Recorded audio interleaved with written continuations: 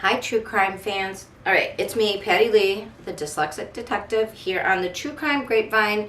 We are to our second case, our second drink in this episode 18 flight. It is a Pink Moscato. It's a Sutter home. It's from a little 4-pack, not very expensive. Moscatos are sweet. It's pink. It has, it's sweet because this has to do with another missing mom who had a sweet baby, and here's to Ciera Breland. Oh, refreshing. It's sweet, but also,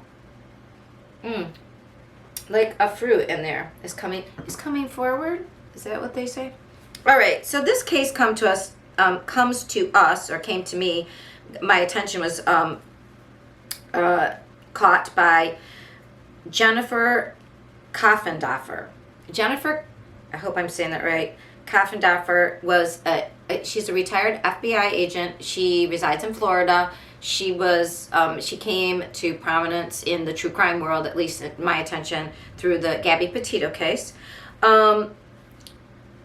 She's a proponent for women, especially, for anybody, but especially when crimes against women. And this case has not gotten enough attention, and it is a very serious case, and I am hoping some of the bigger channels, like my favorites, like It's a Crime, Pretty Lies and Alibis, will pick this up and give it a little more attention on the interwebs, because this woman is still missing.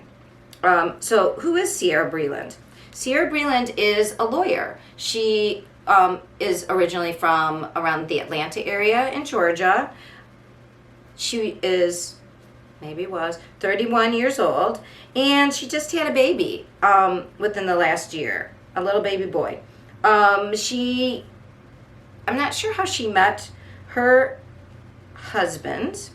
Her husband is Xavier Breland, and he's 37. Now, Xavier, we're going to need a little bit more. Xavier Breland, he's not quite a catch. Xavier had some baggage. Why do I say this? Well, because Xavier was fighting a court case in Georgia against his ex-wife, who he had 2 children with, who he was stalking. Yeah, threatening. He's not cool behavior. Oh yeah, and he put a tracking device in a stuffed animal that he gave to his daughter. Nice job, Xavier. Way to be a creep. Obviously, this is against the law. Obviously, he was stalking his ex-wife, and that's inappropriate. So he was in trouble, and I don't know if that's how Ciera met him, but she was working on his case. And when it was heating up, it's not clear to me how their relationship started, but they moved to Carmel, Indiana, which is just outside Indianapolis, where Xavier's father lived. And it said it was a year ago when she went. So she went missing in last February. So this past February, she went missing, February 24th. And the baby was 5 months old in or around like that time. So, in backing this up, what had happened was, so Xavier and Ciera had been married a year and had a 5-month-old baby boy living in Carmel, Indiana. They came back home to visit. It also appears that they came back home because it looks as if it seems like Xavier had a court case for his, stalking of his ex-wife that he was supposed to have a hearing at. So it looks like maybe they were coming back to visit, and maybe part of the reason, they were stopping in to visit family, but ultimately the purpose of the trip was she was Xavier's lawyer, and Xavier had to be at a hearing. So they visit her parents' side first, her family, and she makes comments like, this isn't working out, he scares me, he's, I'm gonna leave him, can I move back in? They're like, yeah. So, because I wonder, why did she disappeared on the second leg of the trip? Well, I think she probably continued with him. Why? Not because she wanted to, probably because she's a lawyer and she felt like this was, she promised that she would do this and she has ethics. And, unfortunately, when good people with ethics get involved with people who don't, and again, this is all my opinion, this is my speculation, but, they get taken advantage of. So she knew he was bad, she knew he was dishonest, and she did want away, but I think she thought, I'll just get through this next hearing, because that's, what I'm supposed to do. And then after I've done that, like, done my due diligence, you're on your own, buddy. That's what I think, maybe. I don't know that for sure. That was not discussed. So, in March 24th, she was seen in St. John Creek, Georgia, outside of her mother-in-law's house. It must have been on a Ring camera. She was seen alive, and that was Thursday. Then he heads home to Carmel, Indiana, and he misses his, he doesn't show up then for his hearing, and instead it seems like he went home, and then on the 26th he reported her missing from the 25th. So the 24th at night she's seen, Thursday. Somehow after that time, I don't know, late Thursday or Friday, he travels home.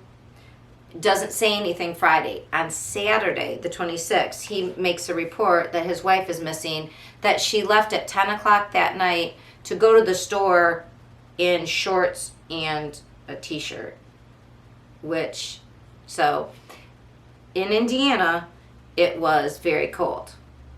So, if we assume psychologically, like in a past case, there was somebody who we thought unalived his wife, and he said he left her snoring. Well, it was pointed out that if you would have hit somebody with a tranq gun, they would be snoring. So maybe that was like a truthful part. The last time he saw her was in her bed snoring because he had shot her with a tranquilizer gun. Whatever. Similarly, people do try to fold in, the best liars fold in the truth, right?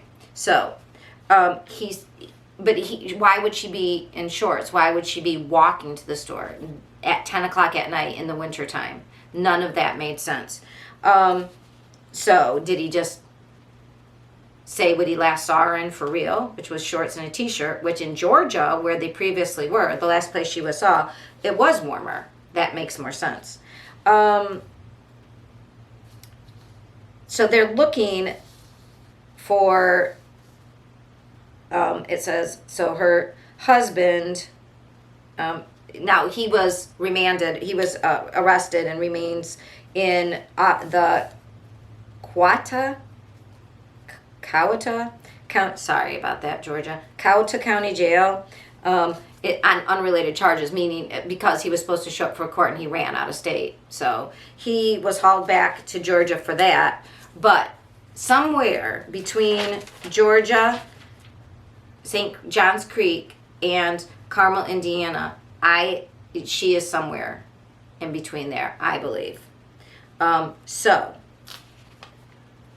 if you look back into historical weather reports and where the frost line exists, so like where would it be easy to dig a shallow grave if you were getting rid of somebody between Georgia and Carmel, Indiana? And I just looked for my own edification, and it looks like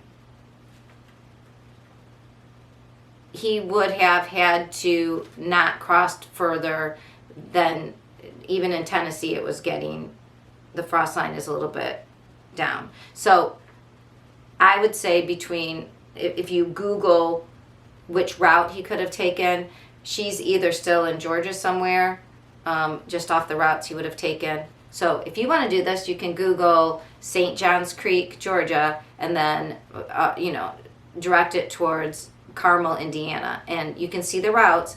I would say, and I know the FBI know this, but if you live anywhere along those routes, there's a $10,000 reward for more information.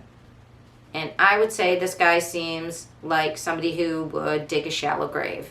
And he wouldn't do it above the frost line, so it would have to be somewhere along that line in the state of Georgia. I forget how many states I looked at, but in the southern states. Like even, I don't think his path went into North Carolina, but I mean, any further up, the frost line goes down. He wouldn't have been able to dig a shallow grave. And so I would think she's just within hours north of St. Johns Creek. So $10,000 reward for information. She was last seen along, they think there was 2 neighborhoods they're focused on the Medlock Bridge in St. Johns Creek. And that's where she traveled through during her stay. I mean, she was last seen there. Also, they're looking along the Kimball Bridge Road in that same St. Johns Creek area. You can call the FBI at 1-800-CALL-FBI if you know anything, or the Georgia Bureau of Investigations, or probably Indiana as well. This is sad.